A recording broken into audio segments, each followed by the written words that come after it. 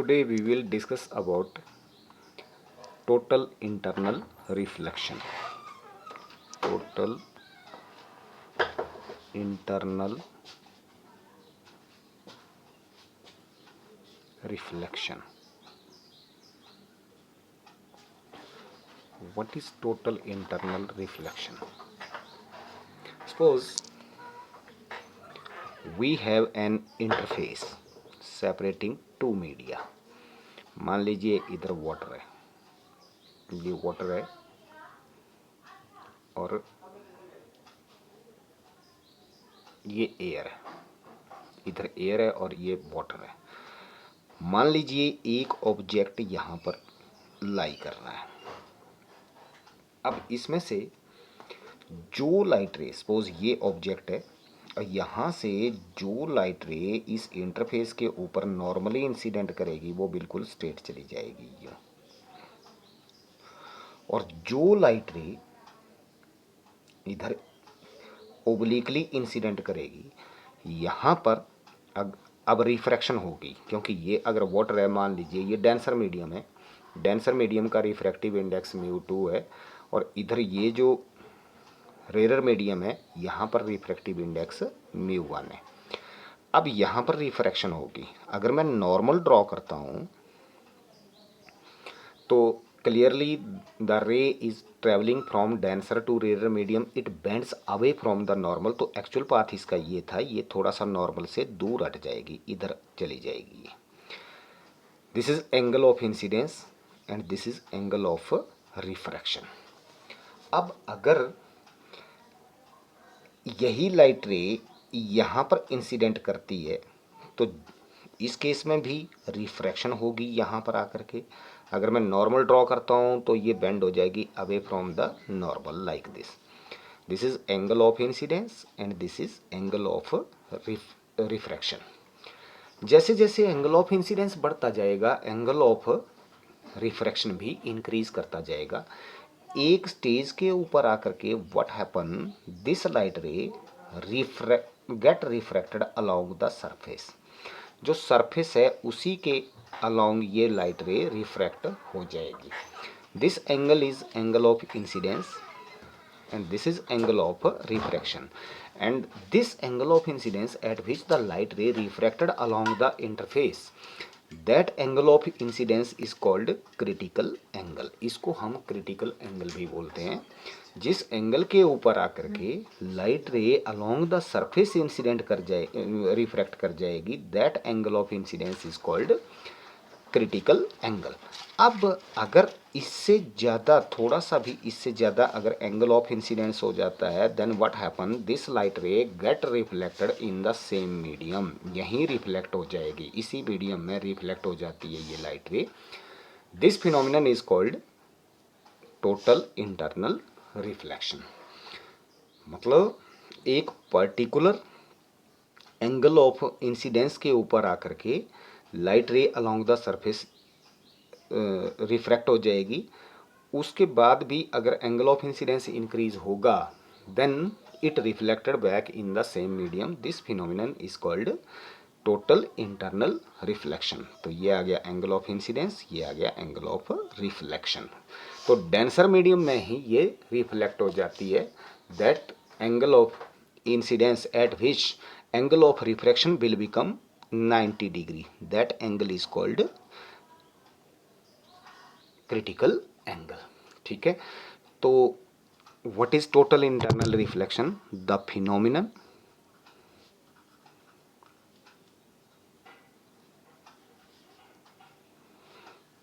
of reflection of light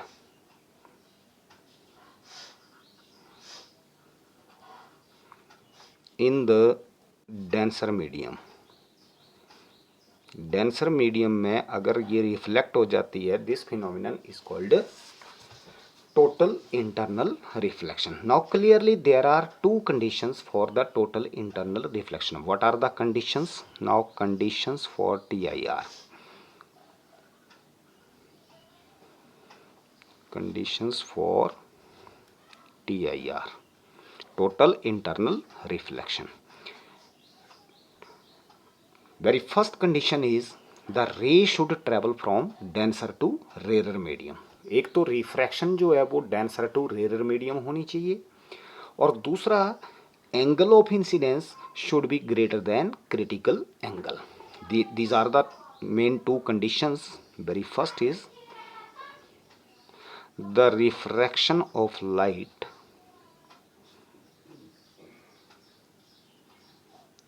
is from denser to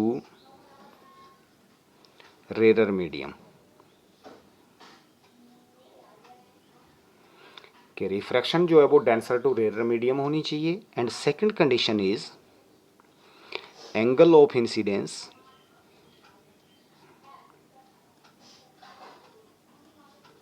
should be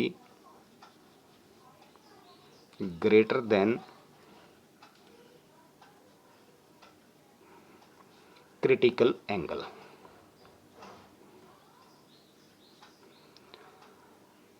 तो angle of incidence जो है वो critical angle से ज़्यादा होना चाहिए। I should be greater than c. Angle of incidence should be greater than critical angle if c is the critical angle. Now critical, what is critical angle? Critical angle is the angle of incidence in the denser medium. Denser medium के अंदर वो angle of incidence है जिसके ऊपर angle of refraction 90 degree होगा, या फिर रे रिफ्रैक्ट हो जाएगी along the interface. Now critical angle, what is critical angle?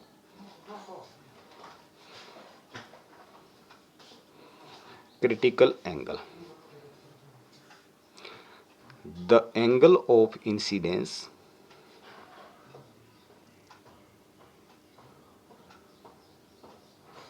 in the denser medium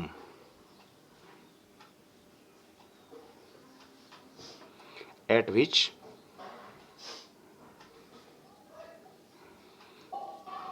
angle of refraction is 90 degree, at which angle of refraction is 90 degree, या फिर the angle of incidence at which the ray refracted along the surface separating two media। दोनों medium को आपस में separate करने वाली जो surface है उसके अलोंग ही लाइट रे रिफ्रैक्ट हो जाएगी। That angle of incidence in the denser medium is called critical angle। Next is relation between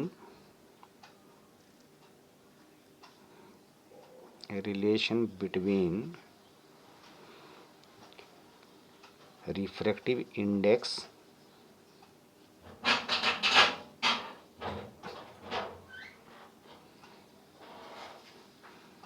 and critical angle।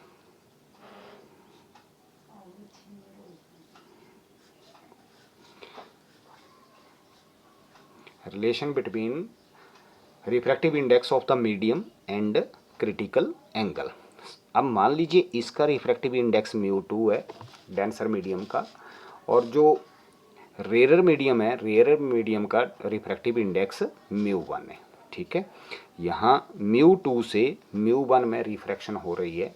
तो अगर हम यहाँ पर स्नेल्स लॉ यूज़ करते हैं, by using Snell's law, clearly इस मीडियम के अंदर एंगल ऑफ इंसिडेंस है और μ1 के अंदर एंगल ऑफ रिफ्रैक्शन है। तो यानी कि μ2 sine I is equal to μ1 sine R, या μ2 upon μ1 is equal to sine I upon sine R. यानी sine R upon sine I, μ2 upon μ1 is equal to sine R upon sine I. Now clearly when I is equal to C, जब angle of incidence जो है वो critical angle के बराबर हो जाएगा तो एंगल ऑफ रिफ्रैक्शन 90 डिग्री हो जाएगा। तो when I is equal to C, R is equal to 90 degree. तो अगर हम यहाँ सब्सिट्यूट करते हैं then μ2 upon μ1 is equal to, this can also be written as μ21, यानी कि refractive index of second medium with respect to first, this can be written as sine 90 upon sine C, I की value हो गई C के बराबर, तो sine 90 upon sine c which is equal to 1 by sine c, then mu is equal to 1 by sin c. This is the relation between refractive index and critical angle of the critical angle of particular medium. Now how to identify whether the particular ray suffer TIR or not. So for TIR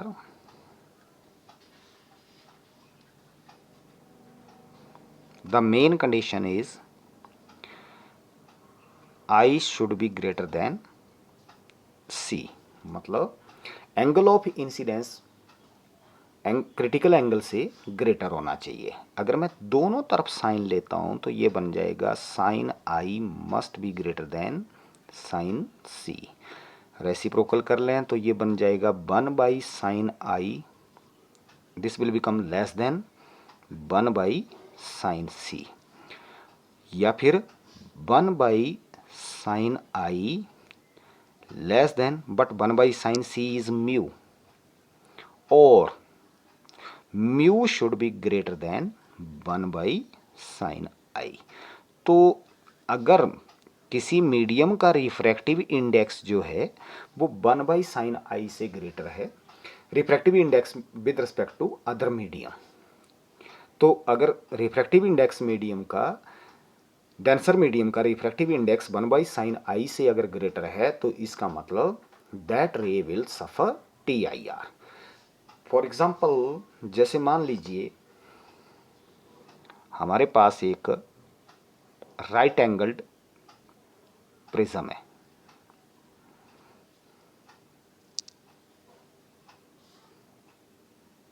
this is right angled prism, हमारे पास ये different rays हैं। Now we have to trace the path of these rays. Suppose this ray is X and this ray is Y and this ray is Z.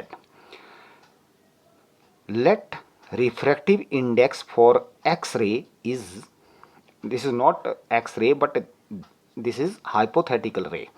तो जो रे X है उसके लिए रिफ्रैक्टिव इंडेक्स है मान लीजिए 1.423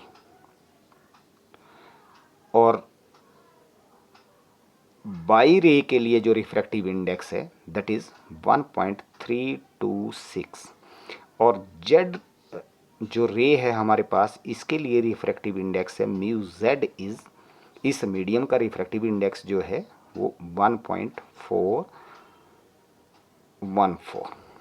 these are the refractive index of this medium, यानी जो ये प्रिज्म है, ये प्रिज्म के लिए ये तीन अलग अलग वेवलेंथ की लाइट रेज जो है वो इंसिडेंट कर रही हैं इसके ऊपर, और इनके लिए जो रिफ्रैक्टिव इंडेक्स है वो ये गिवन है हमारे पास। एक्स रे के लिए इसका रिफ्रैक्टिव इंडेक्स 1.423 है, बाई रे के लिए इसका इस मीडियम का जो रिफ्रैक्टिव इंडेक्स है वो 1.326 है और जेड रेज के लिए 1.414 है।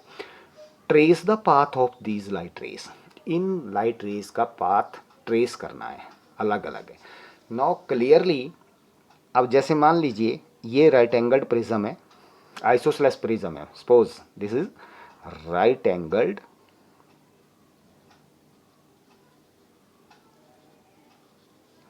Isosceles prism.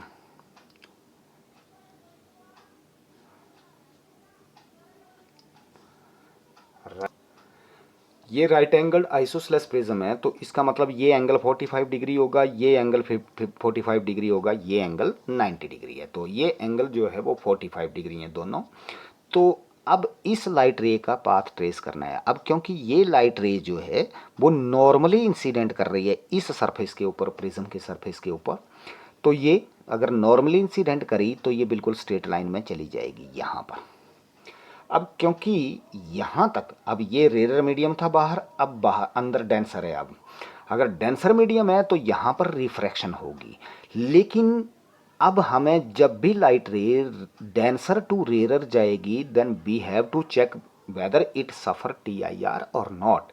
क्योंकि जब भी light ray denser to rare medium में एंटर करती है तो वो TIR भी सफ़र कर सकती है, depending upon the angle of incidence, whether angle of incidence is greater than critical और लेस।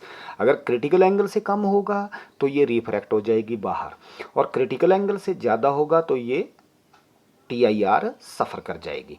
लेकिन अब यहाँ पर मेरे पास क्रिटिकल एंगल गिवन नहीं है इसके लिए, तो मेरे पास एक कंडीशन थी कि μx, μy और μz गिवन है, मतलब इसका रिफ्रैक्टिव इंडेक्स गिवन है। तो अभी हमने एक फॉर्मूला डिस्कस किया कि for TIR mu should be greater than 1/sin i, यानी अगर रिफ्रैक्टिव इंडेक्स की वैल्यू जो है वो 1/sin i की वैल्यू से ग्रेटर होगी तो वो TIR सफ़र कर सकती है, करेगी। अब यहाँ पर ये लाइट रे TIR भी सफ़र कर सकती है या फिर बाहर भी निकल सकती है। तो सबसे पहले हमें इसका एंगल ऑफ इंसिडेंस कैलकुलेट करना है कि इस पॉइंट के ऊपर कितना एंगल ऑफ इंसिडेंस है। तो मैंने ये नॉर्मल ड्रॉ कर लिया।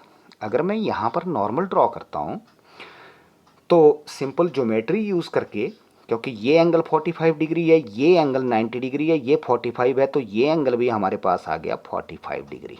तो इसका मतलब ये हो गया, अगर ये एंगल 45 डिग्री है तो angle of incidence will become 45 degree, ये 45 आ गया। देन फॉर TIR, अब मुझे ये चेक करना है कि ये TIR सफ़र करेगी या नहीं। तो TIR के लिए म्यू की वैल्यू जो है वो 1/sin i से ग्रेटर होनी चाहिए। तो let me first of all calculate 1/sin i। 1/sin 45 can be written as 1/√2, यानी ये वैल्यू आ जाएगी √2। तो 1/sin i की वैल्यू आ गई मेरे पास √2, का मतलब है 1.414। अब 1/sin i की वैल्यू है मेरे पास 1.414।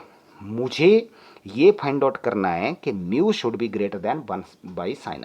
Now for X ray, X ray के लिए क्या होगा, म्यू की वैल्यू थी 1.41423, mu x is equal to 1.423, और 1/sin i की वैल्यू आई 1.414।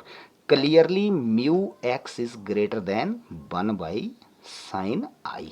इट मीन्स जो रिफ्रैक्टिव इंडेक्स है उसकी वैल्यू ज़्यादा है, ये सॉरी, म्यू एक्स की वैल्यू ज़्यादा है किससे, 1/sin i से। 1/sin i की वैल्यू 1.414 थी और म्यू एक्स की वैल्यू थी 1.423, यानी 1.423 is greater then 1.414।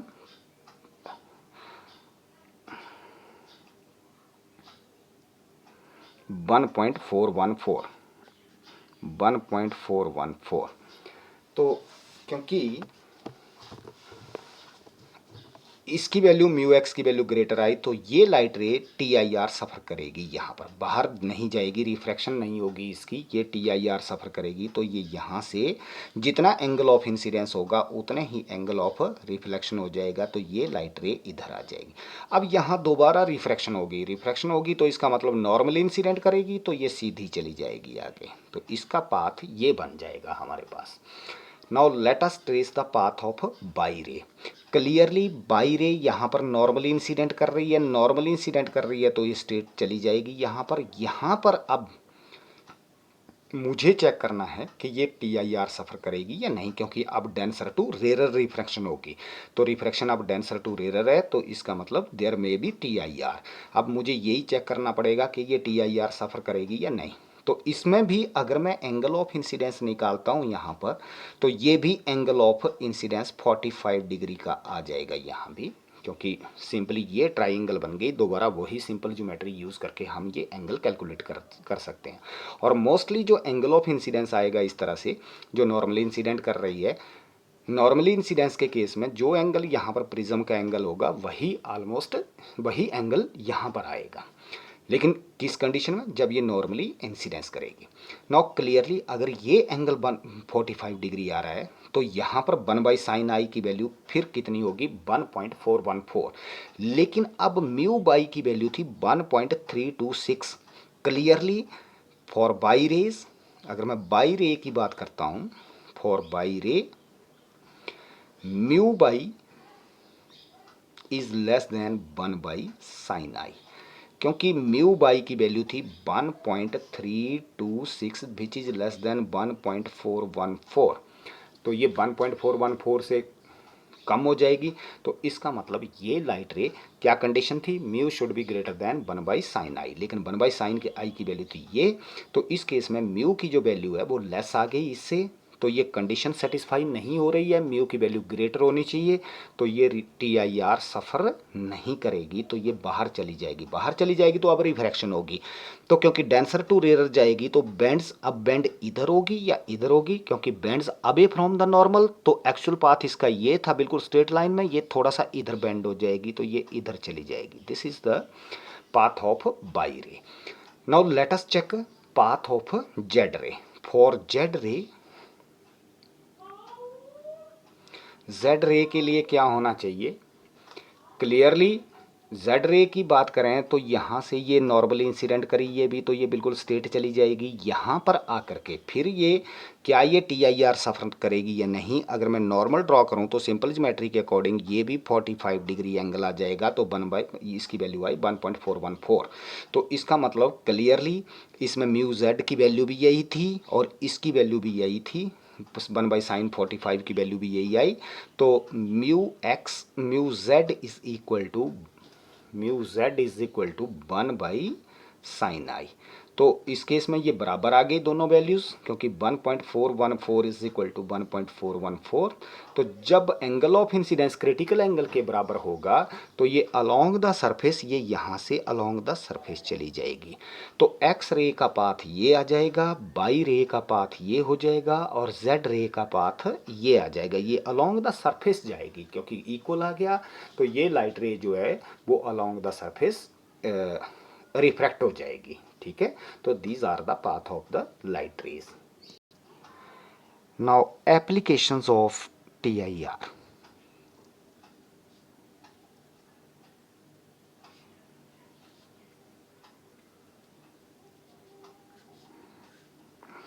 very first is brilliance of diamond। हीरा चमकता क्यों है, एक्चुअली जो लाइट रे डायमंड के अंदर एंटर कर जाती है वो बाहर निकलने से पहले मल्टीपल रिफ्लेक्शन होती है उसकी। It suffers number of TIR inside the diamond crystal। so this is the cause of brilliance of diamond। मतलब एक लाइट रे जब उसके अंदर एंटर कर जाएगी डायमंड क्रिस्टल के अंदर तो बाहर आने से पहले ये कई बार TIR सफ़र करती रहेगी, क्योंकि उसमें क्रिटिकल एंगल कम है और कम होने की वजह से it suffers number of TIR before coming out of the crystal. Clear. Second application is mirage. What is mirage, जैसे मान लीजिए ये एक ऑब्जेक्ट है,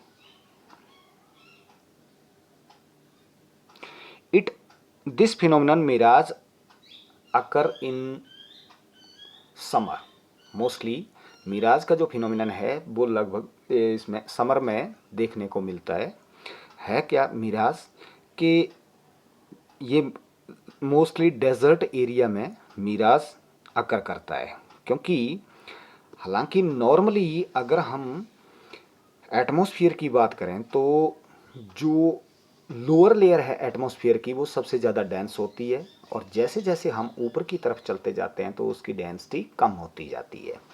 लेकिन समर में यही फिनोमिनन अपोजिट हो जाता है। कैसे कि गर्मी ज़्यादा होने की वजह से जो अर्थ की टॉप मोस्ट लेयर है वो वार्म अप हो जाती है और उसके कारण उसके कांटेक्ट में जो एटमॉस्फेयर है वो जो गैसेस हैं वो भी वार्म अप हो जाएंगी और वार्म अप होने की वजह से वो हल्की हो जाएंगी और हल्की होने की वजह से वो ऊपर उठ जाएंगी। तो अल्टीमेटली व्हाट हैपन, जो लोअर लेयर है एटमॉस्फेयर की वो कम डेंस हो जाएगी, ऊपर वाली लेयर और ज़्यादा डेंस हो जाएगी, उससे ऊपर वाली और ज़्यादा डेंस हो जाएगी। कहने का मतलब अगर एटमॉस्फेयर में हम ऊपर की तरफ चलें तो डेंसिटी लेयर की इंक्रीज करती जाएगी। नॉर्मली डेंसिटी अगर हम ऊपर की तरफ चलें तो एटमॉस्फेयर की डेंसिटी नॉर्मली डिक्रीज करती है। सबसे ज़्यादा डेंस लोअर वाली लेयर होती है और उससे ज़्यादा ऊपर वाली लेयर उससे कम डेंस होती है। लेकिन गर्मियों में ये फिनोमिनन जस्ट रिवर्स हो जाता है due to heating up of earth's layer. तो मान लीजिए ये एटमॉस्फेयर की लेयर्स हैं, these are the layers of atmosphere. Now what happen, अब गर्मियों में क्या होता है, ये जो ऊपर वाली लेयर्स हैं ये ज़्यादा डेंस होती चली जाएंगी। जैसे ये लेयर्स हैं, there are number of layers of atmosphere. तो ये जो लेयर्स हैं ये सबसे नीचे वाली लेयर सबसे कम डेंस होगी, उससे ऊपर वाली ज़्यादा डेंस, उससे ज़्यादा डेंस होगी, उससे ऊपर वाली और डेंस होगी, उससे ऊपर वाली और ज़्यादा डेंस होगी। तो कहने का मतलब ये आ गया कि जैसे जैसे ऊपर की तरफ चलते जाएंगे एटमॉस्फेयर में इनकी डेंसिटी इंक्रीज करती जाएगी। सॉरी, हाँ, गर्मियों में इनकी डेंसिटी ऊपर वाली लेयर की इंक्रीज करती जाएगी और नीचे वाली जो लेयर है उसकी डेंसिटी कम होगी। तो जैसे ही ये लाइट रे यहाँ से चलेगी, जैसे ये टॉप है, ये यहाँ से लाइट रे जो चलेगी वो यहाँ पर आकर के, अब क्योंकि ऊपर वाली लेयर ज़्यादा डेंस है, नीचे वाली कम डेंस है, तो यहाँ पर इसकी रिफ्रैक्शन होगी। रिफ्रैक्शन होगी तो ये bends away from the normal, denser to rare जाएगी, अवे फ्रॉम द नॉर्मल जाएगी, डेंस हो जाए, ये रिफ्रैक्ट हो जाएगी तो ये अपना पाथ डेविएट कर लेगी, थोड़ा सा इधर मुड़ जाएगी। सिमिलरली यहाँ पर आकर के फिर लेयर, इस लेयर के ऊपर फिर फिर रिफ्रैक्शन सफ़र करेगी, ये और बेंड हो जाएगी। अल्टीमेटली इस लेयर के ऊपर आकर के क्या होगा कि इसमें क्रिटिकल एंगल से ज़्यादा एंगल के ऊपर इंसिडेंट कर जाएगी और ये TIR सफ़र कर जाएगी। अगर ये TIR सफ़र कर गई तो ये इधर रिफ्लेक्ट हो जाएगी, इधर रिफ्लेक्ट हो जाएगी। तो यहाँ से चलने वाली लाइट रे, अगर हम यहाँ से देखते हैं इस लाइट रे को, तो ये लाइट रे हमें यहाँ से आती हुई अपीयर होगी, इस पॉइंट से आती हुई अपीयर होगी। तो इसका मतलब दिस विल बी द, ये ऑब्जेक्ट जो है, अगर ये पॉइंट है इसी ऑब्जेक्ट का तो ये पॉइंट हमें यहाँ पर दिखाई देगा, ये इस पॉइंट के ऊपर दिखाई देगा। मतलब इसकी इमेज उल्टी दिखाई देगी, जिस तरह से पानी के अंदर इमेज बनती है। This phenomenon is called mirage. Next application is totally reflecting glass prism. totally reflecting glass prism।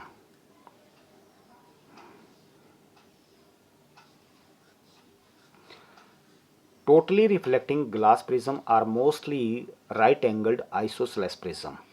ये mostly right angled isosceles prism होंगे। जैसे मान लीजिए ये एक प्रिज्म है, ये राइट एंगल्ड आइसोसेलेस प्रिज्म है।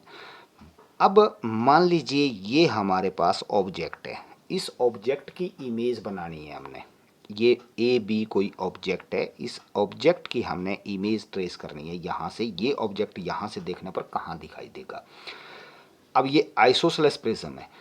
अब जो लाइट रे यहाँ से चली, अब यहाँ पर नॉर्मली इंसिडेंट करेगी, ये नॉर्मली इंसिडेंट करेगी तो ये यहाँ रिफ्रैक्शन होगी, क्योंकि आगे सरफेस ग्लास, सरफेस, इस सरफेस के बाद आगे ग्लास है, पीछे एयर थी। अगर ये नॉर्मली इंसिडेंट करेगी तो सीधी चली जाएगी यहाँ पर, यहाँ तक सीधी चली गई।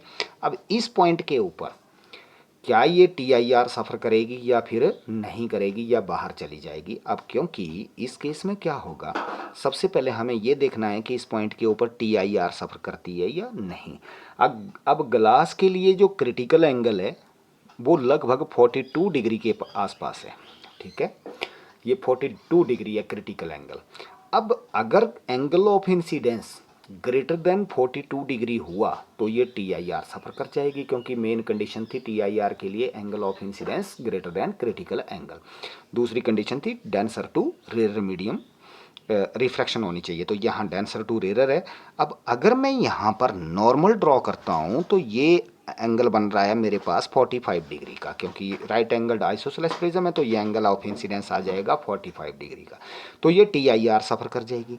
अगर TIR सफ़र करती है तो ये बिल्कुल यहाँ चली जाएगी, इधर चली जाएगी ये लाइट रे। अब यहाँ पर नॉर्मल इंसिडेंट करी, अगर ये नॉर्मल इंसिडेंट करी तो ये आगे बिल्कुल सीधे चली जाएगी, यूं आ जाएगी, यानी इस पॉइंट की इमेज यहाँ पर बनेगी। सिमिलरली यहाँ से चलने वाली लाइट रे यूं चलेगी, अब यहाँ पर फिर ये TIR सफ़र करेगी, वो इधर आ जाएगी, यूं इधर चली जाएगी। तो इसका मतलब इस पॉइंट की इमेज यहाँ बन गई और इस पॉइंट ए की इमेज यहाँ बन रही है, तो इसका मतलब इसकी इमेज इस तरह से बन जाएगी, ये A डैश और ये B डैश आ जाएगी इसकी इमेज। तो ये जो ऑब्जेक्ट है क्लियरली इसकी इमेज जो है वो 90 डिग्री के एंगल के ऊपर रोटेट कर गई। पहले ये यूं थी और इसकी इमेज हमें यूं दिखाई दे रही है यहाँ पर, तो ये 90 डिग्री के ऊपर रोटेट कर गई। सिमिलरली अगर मैं इसी प्रिज्म को, यही राइट एंगल्ड प्रिज्म है, इसको इस तरह से रखता हूँ लाइक दिस, ये आ गया राइट एंगल्ड आइसोसेलेस प्रिज्म, ये एंगल राइट एंगल है और ये हमारे पास ऑब्जेक्ट था AB। अब इस केस में जो लाइट रे यहाँ से जाएगी, अगेन यहाँ पर अगर मैं नॉर्मल ड्रॉ करता हूँ तो ये 45 डिग्री एंगल था, ये भी 45 डिग्री एंगल है, तो यहाँ पर ये एंगल ऑफ इंसिडेंस इसका फिर 45 हो जाएगा, तो ये TIR सफ़र करेगी। तो अगर एंगल ऑफ इंसिडेंस 45 है तो एंगल ऑफ रिफ्लेक्शन भी 45 डिग्री आ जाएगा, ये इधर चली जाएगी लाइट रे।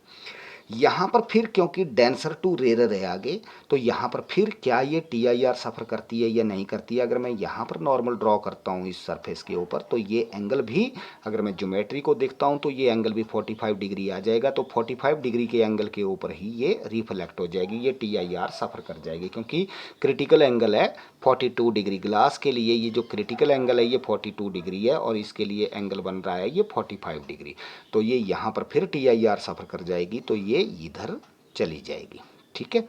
और यहाँ पर नॉर्मल इंसिडेंट कर रही है तो ये बाहर निकल जाएगी यूँ यहाँ पर, तो इस पॉइंट की इमेज यहाँ पर बन जाएगी। सिमिलरली यहाँ से चलने वाली लाइट रे ये यूँ सीधी जाएगी, यहाँ से सीधी चली जाएगी, यहाँ पर आकर के अगेन ये एंगल ऑफ इंसिडेंस इसका 45 डिग्री हो गया, जबकि ग्लास के लिए एंगल ऑफ जो क्रिटिकल एंगल है वो 42 डिग्री है, तो angle of incidence is greater than critical angle, then it will suffer TIR। और यहाँ पर आकर के फिर ये TIR सफ़र कर जाएगी, क्योंकि 45 डिग्री के एंगल के ऊपर इंसिडेंट करेगी, तो ये इधर यूं रिफ्लेक्ट हो जाएगी। और यहाँ पर आने के बाद नॉर्मली इंसिडेंट करेगी तो दोबारा रिफ्रैक्शन बिल्कुल स्ट्रेट लाइन में हो जाएगी, तो इस पॉइंट की इमेज यहाँ पर बन जाएगी, ये B डैश की इमेज और ये A डैश की इमेज, तो ये यहाँ पर यूं आ जाएगा। क्लियरली इस केस में ये प्रिज्म जो है वो इसको 180 डिग्री से रोटेट कर देता है, ऑब्जेक्ट की इमेज को 180 डिग्री से रोटेट कर दिया इसने, ठीक है। Next application is optical fibres.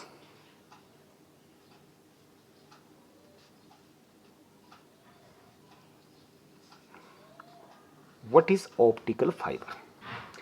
Optical fiber consists of several thousands of very long fine quality fibers. It may be of glass or it may be of quartz, and having diameter of the order of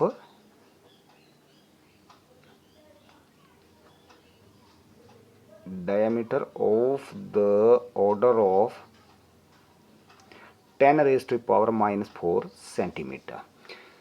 तो एक optical fibre glass या फिर quartz का बना हुआ होगा, जिसका refractive index लगभग 1.5 होगा, and it is very thin fibre having diameter of the order of 10⁻⁴ centimeter, and optical fibers consist of thousands of such type of fibers.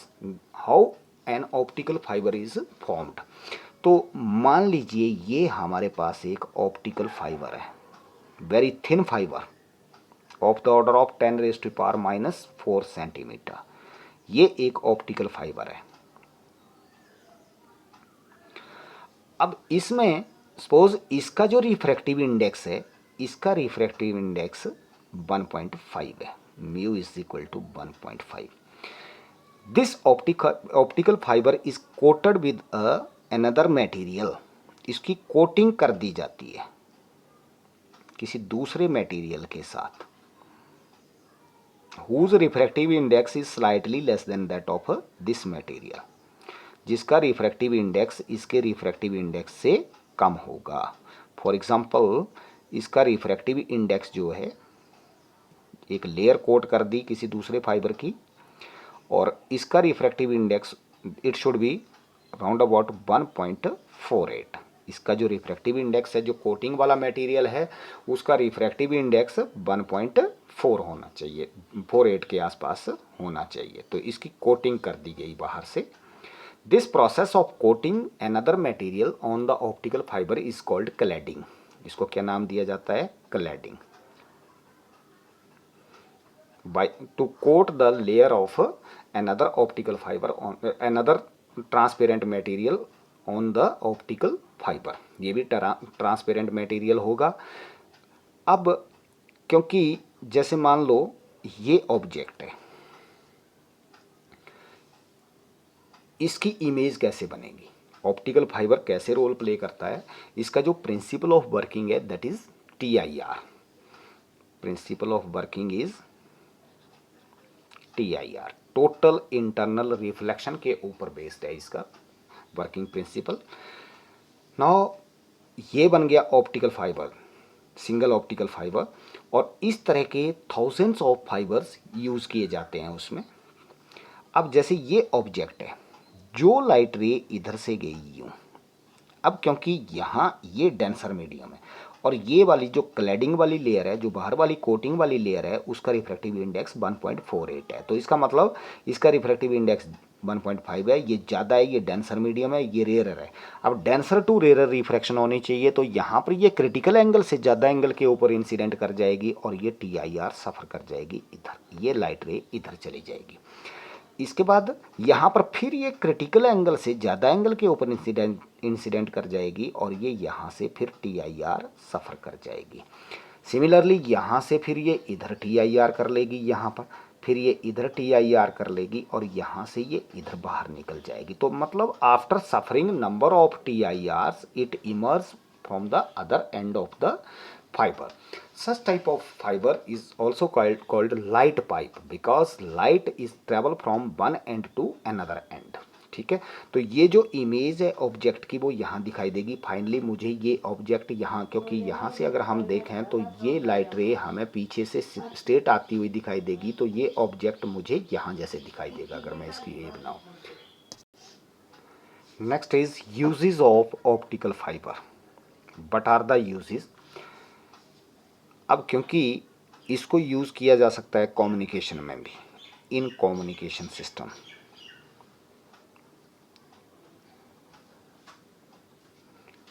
Communication system, communication system का मतलब ये हो गया कि जो इलेक्ट्रिकल सिग्नल है उसको हम पहले लाइट सिग्नल में कन्वर्ट करके ऑप्टिकल फाइबर से एक एंड से दूसरे एंड तक लाइट एनर्जी को ट्रांसफ़र करवाया जा सकता है।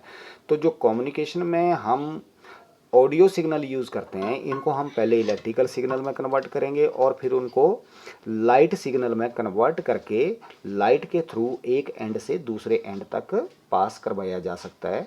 इवन हम इसको बैंड भी करते हैं तो भी उसमें लाइट एनर्जी जो है वो दूसरी तरफ पहुंच सकती है। तो एक ऑप्टिकल फाइबर जो है that can carry up to 2000 telephone message without much loss of intensity. तो ये लगभग एक टाइम में 2000 टेलीफोन मैसेज कैरी कर सकता है, message without loss of much energy. Secondly these are used in endoscopy. इनको ऑप्टिकल फाइबर को हम एंडोस्कोपी में भी यूज़ करते हैं। It is also called light pipe, क्योंकि लाइट एनर्जी को ये एक एंड से दूसरे एंड तक without much loss of energy transfer करवा सकती है। ठीक है, this is all about optical fibre.